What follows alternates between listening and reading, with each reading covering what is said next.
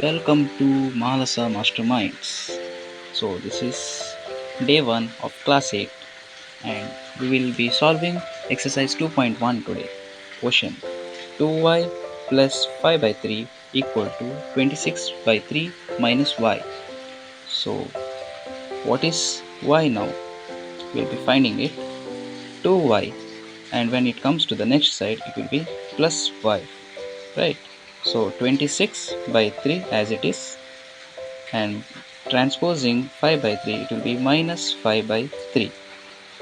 So 26 by 3 minus 5 by 3, and here it is 3y equal to 26 minus 5, that is 21 by 3, and 3y equal to 21 by 3, it is 7. And what is y now? Y equal to 7 by 3. Yes, stay tuned to Mahalasa Masterminds. Subscribe, like, share, and thank you. We'll see you in the next video. Until then, bye.